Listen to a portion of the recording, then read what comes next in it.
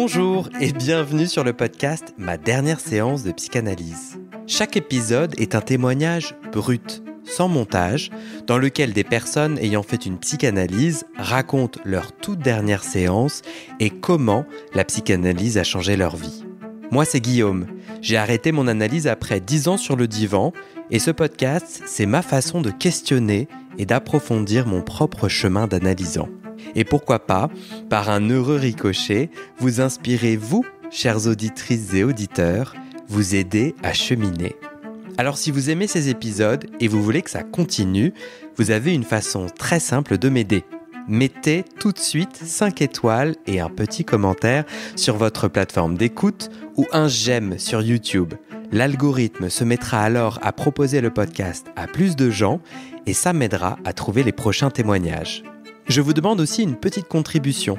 Si mes auditrices et auditeurs fidèles donnent quelques euros par mois, ça sera assez pour me sécuriser financièrement et me permettre de me consacrer totalement à ces podcasts. Je vous mets le lien pour contribuer dans le descriptif de cet épisode. Vous y trouverez aussi mes réseaux sociaux si vous êtes curieuse de suivre les coulisses de mes aventures de podcasteur. Allez, place à l'épisode, je vous souhaite une très bonne écoute et à très bientôt dans vos oreilles.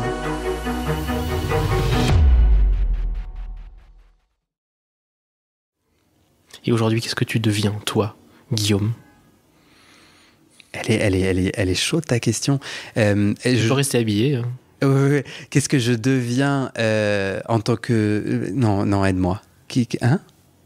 Après tout ça, ouais. Après avoir amené les gens à se raconter, après t'être pris des scuds assez violents d'analystes, après avoir rencontré des analystes, parce qu'il y a des analystes qui sont venus vers toi, qui sont venus témoigner. Il y a des gens qui sont venus prendre la parole. Il y a eu toute cette construction en 2 ans que tu as fait. Tes podcasts que tu multiplies, tu en as arrêté un sur la céramique, tu en as créé un autre sur des témoignages d'histoire, qui s'appelle comment d'ailleurs ? Histoire de devenir moi. Et qui a été lancé il y a 1 mois, c'est ça ? Mm-hmm. Et qu'on retrouve où ? Sur toutes les bonnes plateformes d'écoute.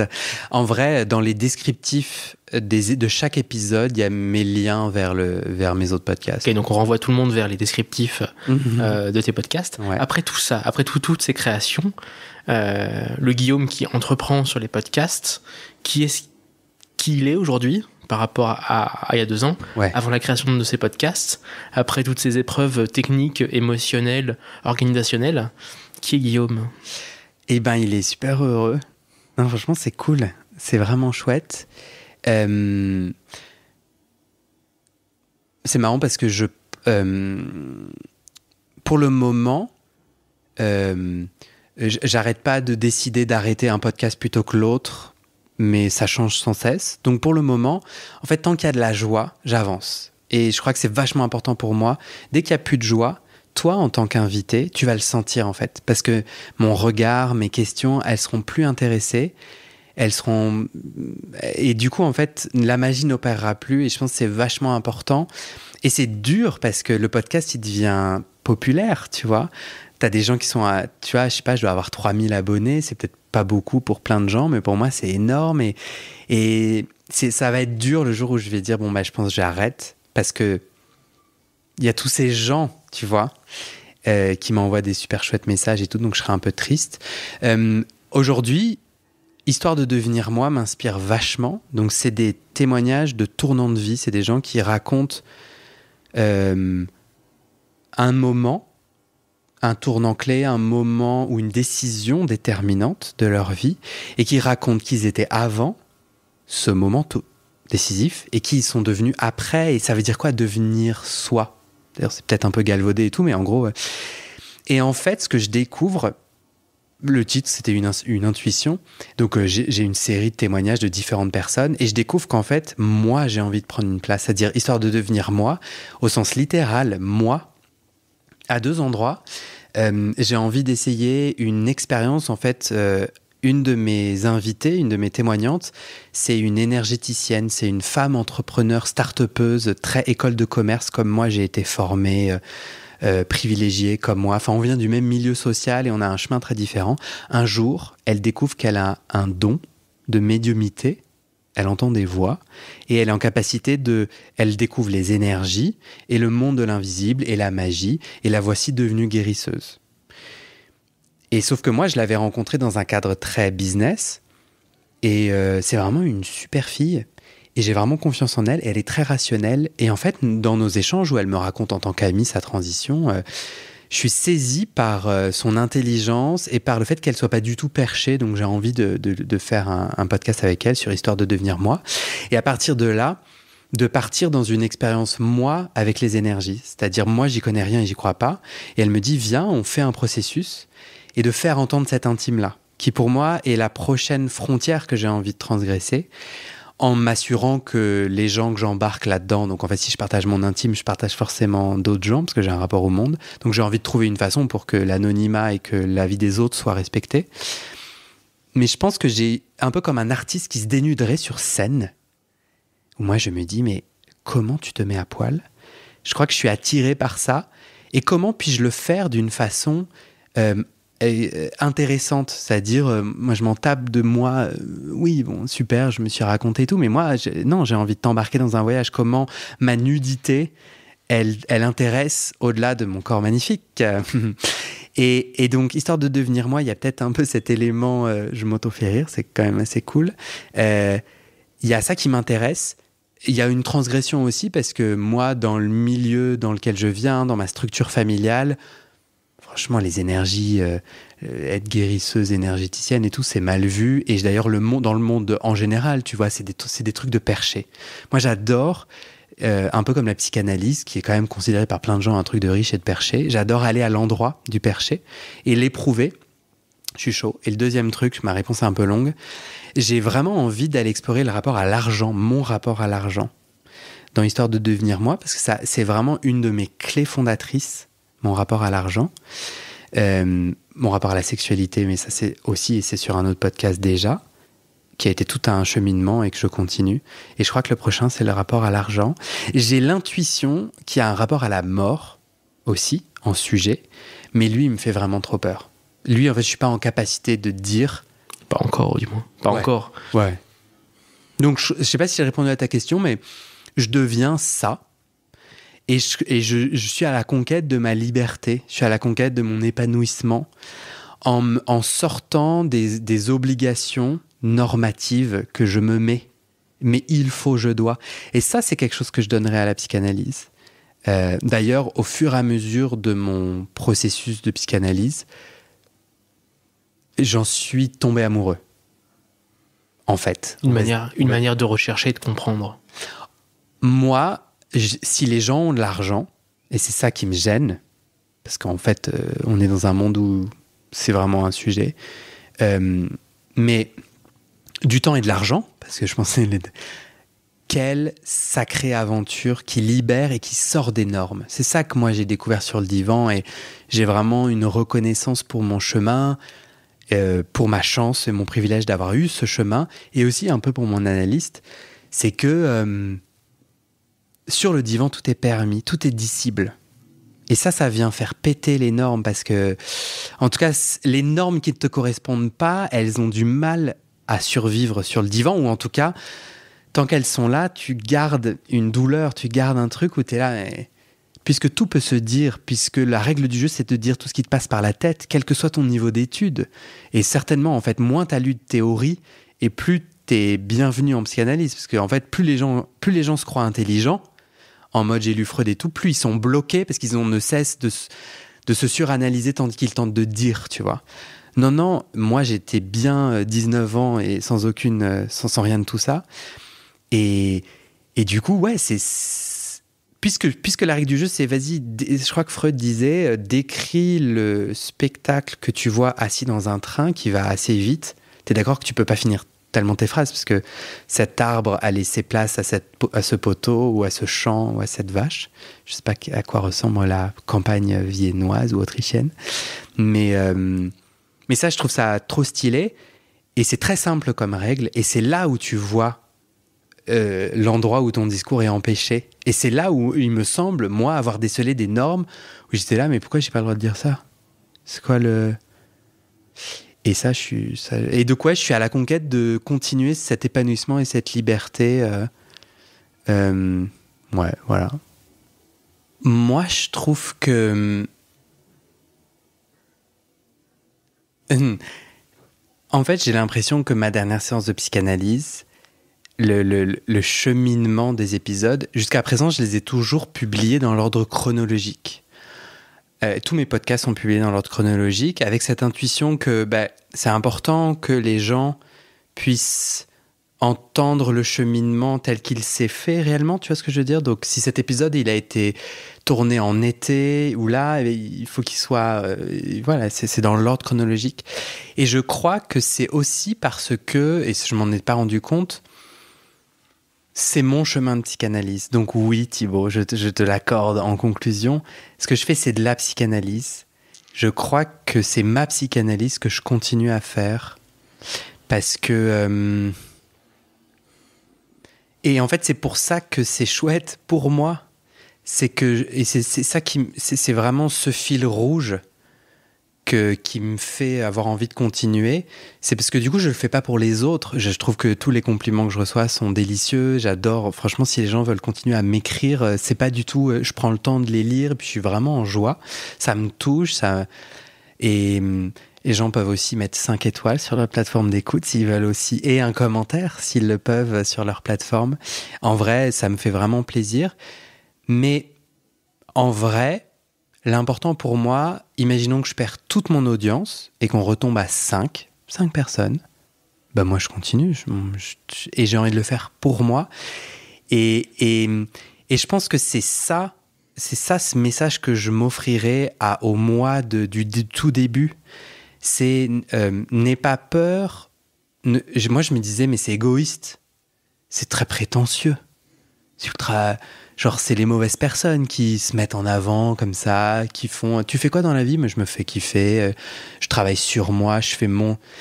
Et parce que j'avais l'impression que, je sais pas, il y a d'autres métiers en CDI plus vénérables, tu vois. Et en fait, je me suis rendu compte que non, on faisait quand même un peu tous notre affaire pour nous-mêmes, tu vois, avec les autres, mais. Et je crois que c'est d'assumer cet élan, cette libido. Ah, tu vas trépigner. Voilà un terme freudien, non? Oui, mais on le fera promis sur un autre épisode ensemble, promis. D'accord. Non, mais tu vois, cette libido de vie. Pulsion de vie, c'est la pulsion de vie. Ouais, tu vois, cette joie, cet élan à du coup cheminer sur moi. Et du coup, moi, je suis nourri à chaque épisode. J'espère que les autres le sont, pourquoi pas. Et c'est ça, c'est mon armure face aux agressions. Moi, tant que l'invité est nourri, que moi, je suis nourri.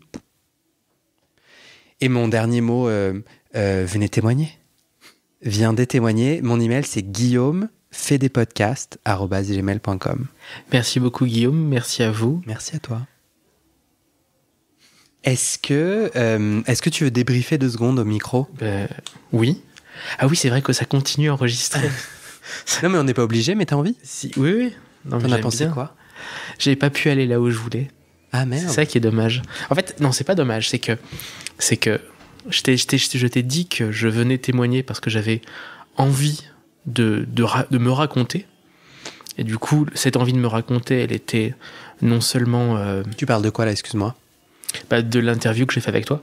À l'instant là? Non, la première que j'ai faite. Ok, dans le podcast. Dans le podcast. C'est okay. Quand je suis venu me raconter, j'avais envie, c'est pas de l'exhibition, mais j'avais une envie de témoigner de quelque chose. Et de raconter que moi aussi, ça m'était arrivé. C'est cette force-là qui m'a donné envie de raconter quelque chose qui avait du sens. Et en plus de pouvoir partager ça avec quelqu'un qui pouvait peut-être me comprendre. Donc toi, en l'occurrence. Et le fait de faire cette interview-là, elle était intéressante parce que j'avais envie de voir comment toi, tu racontais certaines choses. Celle-là, ce soir. Ce soir, okay. Devant des gens qui étaient de futurs psychanalystes. Quelque part, tu portes quelque chose de super intéressant pour des étudiants en psychanalyse. Okay. C'est-à-dire, c'est qu'est-ce que ça fait à l'autre, à l'analysant, et qu'est-ce que ça lui fait dans le temps. Et qu'est-ce qui reste? Parce que finalement, toi, tu parles de ce qui reste. Et c'est fascinant. Enfin, moi, ça me fascine. Et pourquoi t'as dit je suis pas allé là où je voulais? Parce que je pense que dans ce qu'on s'est raconté, devant le micro et en dehors du micro, il y a quelque chose où on peut aller plus loin dans le fait de se raconter et d'en gratter comment toi, finalement, tu es ce psychanalyste sans divan, ce psychanalyste pirate, dans cet entre-deux-là, et quelque part te révéler un petit peu. Les fulgurances, tu les fais, mais je ne sais pas à quel point tu associes. Et je crois que tu peux largement encore associer des choses et tester justement ce qui marche et ce qui marche pas pour les podcasts. C'est quelque part ce qui marche ou ce qui marche pour toi, en fait. Soit je comprends pas bien ce que tu me dis, soit mon désir est pas du tout à cet endroit. C'est-à-dire, toi, tu projettes ton désir. Moi, j'ai pas envie d'être psychanalyste, c'est l'horreur, ce truc. Non, j'ai jamais dit que... Non, c'est pas l'horreur, c'était non, mais ça peut être l'horreur pour toi. C'est tout à fait respectable. Moi, j'ai pas du tout envie. Et dès lors que c'est cette envie qui prime et plus l'envie artistique, alors le divan, enfin le canapé sur lequel j'accueille les gens qui témoignent devient un peu un divan de psychanalyse si je commence à faire de la psychanalyse sauvage. Et ce, sans supervision. Moi, je parlais pas de te faire de la psychanalyse sauvage. Hein. Moi, je parlais du travail. Moi, ce qui m'a intéressé chez toi, ce qui m'a intéressé dans la psychanalyse que tu présentais et dans le travail que tu faisais, c'était justement cette investigation, qui est en même temps une forme détournée de psychanalyse dans la méthode, mais qui peut être aussi dans un parti pris artistique, dans un parti pris journalistique, dans un parti pris pluriel. Donc toi, tu dis... tu peux aller plus loin. Être un artiste, mais tu peux utiliser plus des codes de la psychanalyse. Non, du tout. Alors, j'ai pas compris. Moi, ce que je voulais dire, c'est que dans ce que tu fais, ce qui m'intéresse, c'est de voir comment toi, tu construis ce que tu fais. Et dans l'interview que j'aurais continué si on avait 1 heure de plus, ça aurait été comment Guillaume se positionne pour faire le travail qu'il fait. Parce qu'il y a des choses que tu racontes qui sont celles de la déontologie, celles de la bienséance, celles du visible. Il n'y a rien d'autre, Thibaut. Mais si. Non, il y a mon cœur. Ouais, mais voilà. C'est voilà. Mais il n'y a pas de préparation autre. Non, c'est pas une préparation. C'est juste ce que tu as à en dire de cet amour. Pourquoi est-ce que tu as besoin? Pourquoi est-ce que tu as envie? Pourquoi est-ce que c'est nécessaire? Je sais pas. Là, ce sont des projections en l'occurrence. Mais pourquoi est-ce que tu continues à faire ce travail? Parce que tu aurais pu dire après 1 an ou 2, bon bah ça y est, j'ai fait le tour. Peut-être que les témoignages sont différents, mais au final, même si c'est différent, ça reste peut-être toujours la même chose. Ça pourrait être la même chose. Il n'y a pas d'autre préparation. J'entends ce que tu veux dire. Il y a... je m'assois sur le canapé et la personne est en face de moi et j'ai vraiment envie d'aller à sa rencontre. Donc je reviens vraiment à l'amour et à la curiosité de son histoire. Je trouve les histoires trop belles. Donc je suis... L'élan et l'énergie est concentré sur ça. Mais il n'y a pas d'autre... le seul grain magique, c'est cet élan. Et je le sens parce que parfois, les gens... Je suis surbooké, c'est-à-dire genre, j'ai plusieurs entretiens d'affilée et vraiment, c'est très dur. Il ne faut jamais que je fasse ça. Et il faut que j'apprenne à mieux dire non, je ne suis pas disponible. Parce que quand l'élan n'est pas, que en fait, je ne suis pas en capacité d'être connecté à l'autre parce que je suis juste fatigué, j'ai plus de capacité à enregistrer d'autres mots. Alors là, je passe un mauvais moment et là, c'est beaucoup plus compliqué. Je ne sais pas si ça s'entend et c'est très rare que ça arrive. Mais j'ai vraiment le soin. Et c'est aussi une des raisons pour lesquelles je suis assez content de faire des entretiens plus longs qui font du coup 2 épisodes, donc 2 semaines. C'est que du coup, je cours moins après. Parce que j'aime bien avoir un épisode par semaine et donc je cours un peu moins après ça, quoi. Mais il n'y a vraiment pas d'autre chose que l'amour et la curiosité. Alors c'est ça qui donne quelque chose d'intéressant à ce travail que tu fais, qui, même s'il est rempli d'amour, de respect, etc., il est quand même structuré, c'est quand même intelligible, et c'est construit dans la narration. Et donc du coup, c'est ça. Moi, ce qui m'intéresse, c'est comment Guillaume fait du Guillaume. C'est pas plus construit que pourquoi la psychanalyse, le déclic, qu'est-ce qui s'est passé sur le divan, quels sont les nœuds, et c'est quoi la dernière séance, pourquoi arrêter, vous êtes arrivé à quoi? Voilà ma structure, il n'y a pas plus. Et après, ce que j'adore, et je pense que c'est aussi pour ça que je continue, c'est qu'en fait, c'est une danse surprenante. C'est que bon, cette structure, tu l'entends pas à chaque épisode, et parce que parfois, je suis luné d'une certaine façon, on se lance sur autre chose, et parfois, je pense aussi que je me perds, parfois. Mais je crois que j'arrive assez bien à retrouver mon fil. Mais je vais un peu à gauche, je vais un peu à droite, j'essaye différents trucs. Mais sinon, voilà, la structure, c'est ça. C'est ça qui est génial. Et c'est en saisir un peu plus près encore la justesse dans une autre interview peut-être, qui sait de quoi sera fait demain dans une autre rencontre audio, saisir un peu plus près la manière dont toi tu découpes et dont toi tu révèles un petit peu tout ça. C'est ça que j'adore. C'est marrant parce que du coup tu me fais réfléchir, est-ce qu'il y a vraiment... Est-ce que j'ai vraiment plus à dire? Je trouve ça très intéressant, tu vois, de me dire non mais... Il y a un truc que tu disais pas au début où on s'est rencontrés pour le podcast, qui était la démarche artistique. Et quelque chose que tout à l'heure tu disais, c'est la première fois que je le dis comme ça. Donc c'est marrant si cette interview devant des analystes te permet de dire que tu es un artiste et que c'est encore une autre posture, parce que moi je parle de posture, c'est cool en fait. Peut-être que c'est cette partie-là qui est faite de ton expérience et de ce que tu es, qui permet de faire un geste comme une performance, tu vois, et justement d'aller dans cette danse-là. Alors moi, là ce soir, j'étais pas devant des analystes. J'étais devant toi, il y avait un écran à côté de nous et tout, mais je le regardais pas, à part sur les derniers commentaires où là c'était des gens qui témoignaient ou enfin qui posaient des questions. Mais non, là j'étais plus, j'ai plus saisi ce micro, parce que j'étais heureux enfin tu vois, vraiment curieux d'entendre tes questions, et deux parce que j'aime bien faire le point. Donc j'ai vraiment pris cet exercice en me disant vas-y, en étant honnête, et c'est comme ça que en me connectant à mon alignement, que j'ai senti que je me sentais artiste avant tout. Et il y a un peu cet élément de...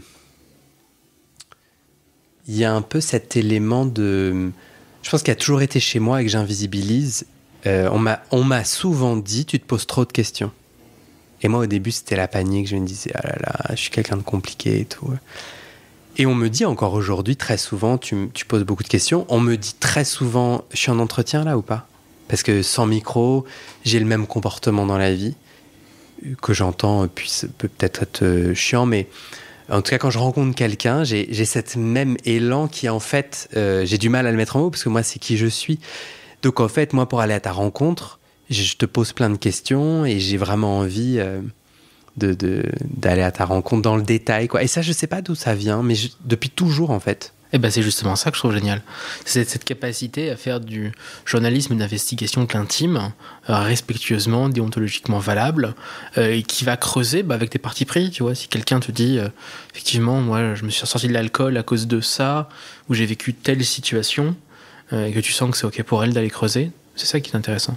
C'est l'artiste qui investigue avec des outils intellectuels qui sont proches de telle méthode.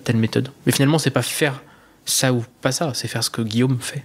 Je pense que le truc qui m'intéresse aussi dans l'aspect public du podcast, c'est d'être challengé. C'est marrant, mais j'ai l'impression d'avoir passé la soirée à c'est bon, tu dis génial. Enfin, moi, je crois que je manque de gens meilleurs que moi qui viennent me chercher à un endroit où j'apprends. Je pense qu'en ce moment, là, j'ai envie d'apprendre, tu vois, et de me développer. Et en fait, je trouve que quand la parole est publique, elle est importante. Enfin, elle est un peu plus importante que quand je dis des bêtises, sans micro. Et j'ai envie, du coup, je suis comme sur un fil. Parce qu'à tout moment, je peux dire une bêtise. Heurter la personne qui est face à moi. Parce que j'aime beaucoup ce moment où je vais chercher en moi une intuition. Et j'essaye toujours de la verbaliser en jeu. Comme ça, je suis pas en train d'essayer de critiquer, mais il y a quand même, sur les bords de ma petite anecdote, une invitation au rebond, tu vois. Et j'aime en fait la présence du micro dans cet échange parce que du coup, il y a des gens qui peuvent rebondir en disant en fait ça c'est faux ou attention, tu vois. Et il y a un enjeu. Il y a un jeu, ça m'amuse, et il y a un enjeu. Un des derniers épisodes, Frédéric QUE, la femme, parmi tous mes Frédéric du moment, qui dans la deuxième partie de son épisode raconte son frère homosexuel. Et à un moment donné, on a eu un mini accrochage. Je sais pas si tu l'as écouté. Pas encore. Non, mais arrête. Il y a eu un mini accrochage parce que elle a dit toute sa moquerie ou la réalité de son lien à son frère, où elle l'a moqué, où en fait moi j'ai mis le mot d'homophobie parce que c'est ce qu'elle décrivait, et où elle est là, je dirais pas ça. Et là c'est une des premières fois où j'ai un peu perdu pied, où là, la colère a été plus forte que tout. Et j'étais là, ah non. En fait, je vais pas être au service de sa parole pour entendre ce qu'elle veut me dire en disant, mais attends, pourquoi tu dis que c'est pas homophobe ? Ça me saoule. Et là, je pense que c'est raté pour moi. À cet endroit-là. Pourquoi ce serait raté ? Parce que je l'ai fait sur le podcast Sexualité. Sur mon podcast Sexualité, il y a un homme gay qui fait qui témoigne de son fantasme autour du viol. Moi, super attiré par la thématique en me disant, ah ben là, s'il y a un truc qui est casse-gueule, c'est bien ça. Moi, j'avais une ébullition d'émotions en me disant, attends, mais ok, je comprends que le fantasme est infini, mais quand même, et j'aimais bien comment ça a provoqué chez moi toute une série de jugements par rapport à la norme. Bon, et puis le consentement, c'est pas une norme sociale, hein. Mais il est important. Il est important. Le consentement est quand même essentiel, rare, rappelons-le. Et en fait, dans l'entretien, presque au tout début, parce que j'étais mal luné, j'étais fatigué, nanana, donc il y a vraiment ces conditions où moi, il faut que je sois en forme, il a commencé à dire son truc sur le viol, et je ne lui ai pas laissé déplier son discours, j'ai attaqué direct en mode, non, c'est pas possible, non, et je suis allé le chercher à un endroit très tôt. Moi, en termes de déontologie ou d'éthique, ou en tout cas de proposition artistique, j'ai envie que la personne ait eu le temps de déplier son propos en sécurité, c'est-à-dire avec mon écoute totale, et pas genre, tu vois, j'ai envie que, voilà. Et après, moi, si ça fait quelque chose chez moi, là, j'ai envie aussi d'avoir un espace pour dire, tiens, je pense à ça, tiens, je réagis ainsi. Donc, je crois que je sais pas pourquoi je rentre dans ce détail-là, je me rappelle plus quel était mon point exact, mais... C'était la liberté que tu t'es accordée pour finalement interagir. C'est ce qui fait la spécificité du podcast. Et que j'aime beaucoup et qui a été un apprentissage de conquérir en me disant, attends, j'ai le droit de dire, parce que moi au début... De prendre parti en fait. Ouais, au début je me suis dit, t'es personne, genre tais-toi et fais parler les gens. Et puis j'avais pris contact avec des podcasteurs, des journalistes et tout, qui justement, fort de leur syndrome de l'imposteur, disaient, ah non, moi je disparais, il n'y a que la voix. Moi, j'étais là, on se fait chier quand même. Enfin, moi, en tout cas, je vais me faire chier, quoi. Puisque j'avais bien conscience que mon ego avait quelque chose à en dire. Mais la limite que je pose, qui est claire pour moi, c'est que en fait, c'est pas Guillaume totalement. Enfin, c'est pas moi, en fait, un pote qui dit ce que la dame m'a dit, Frédéric. Maintenant, en fait, je l'interromps et je suis pas en podcast et je dis, excuse-moi, oui, tu peux tortiller du bip pour bip. Mais en fait, non, je suis désolé, moi en tant qu'homosexuel qui ai subi de l'homophobie, non, on va pas se refaire une autre définition parce que t'es un petit peu inconfortable.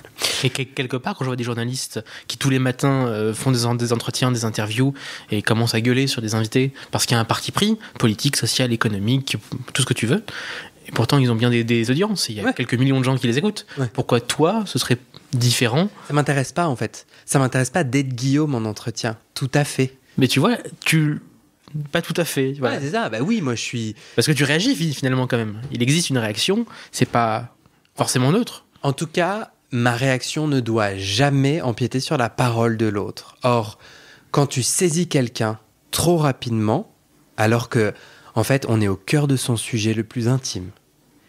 Il y a un cheminement, j'invite les gens à écouter cet épisode, bien entendu. Il y a un cheminement... dans l'épisode, on va découvrir, en tout cas, oui, elle est aujourd'hui avec une femme, elle est elle-même, je sais pas comment elle s'identifie, bisexuelle, homosexuelle.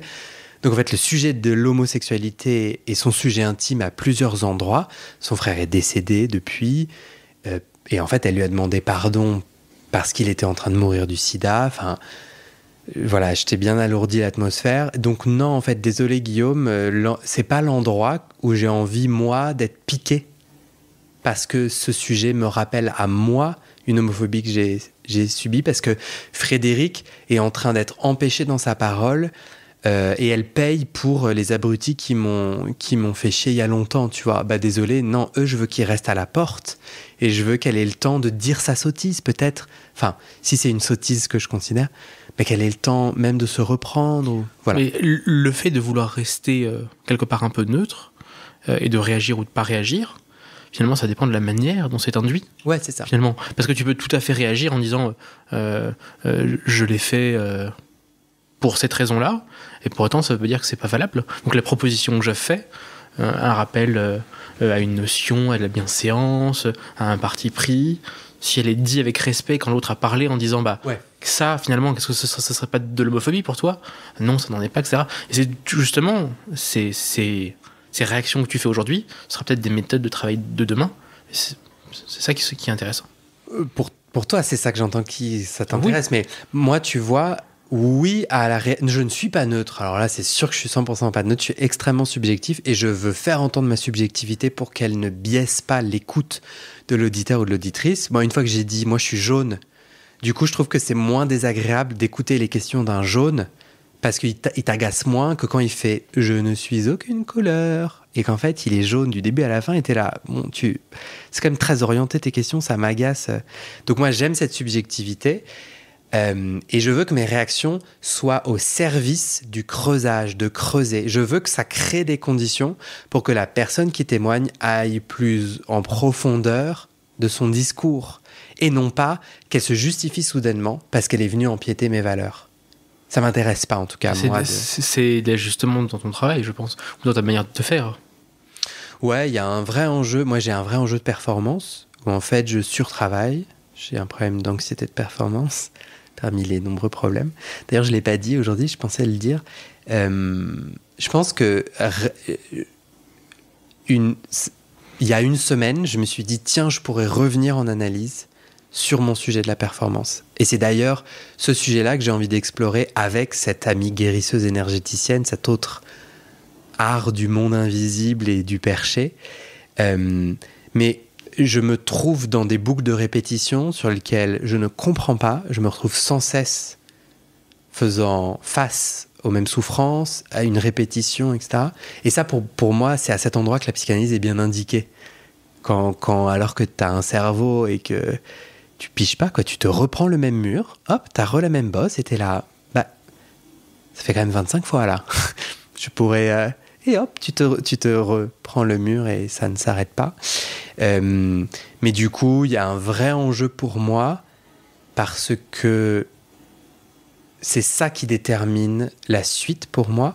C'est ma capacité à profiter et à prendre le temps d'être en joie de faire ce que je fais.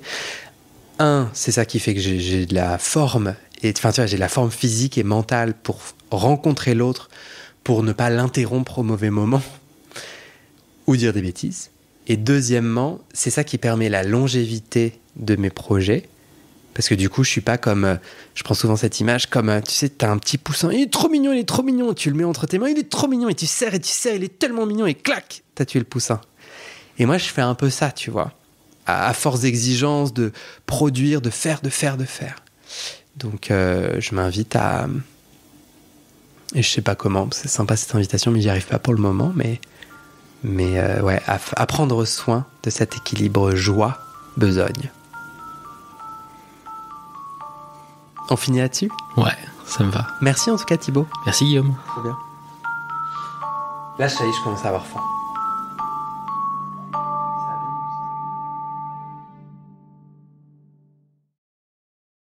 C'est la fin de cet épisode.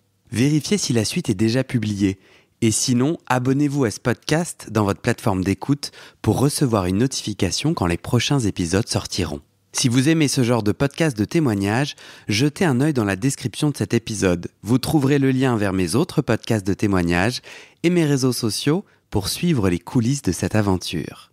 Allez, merci pour votre écoute et à très bientôt dans vos oreilles.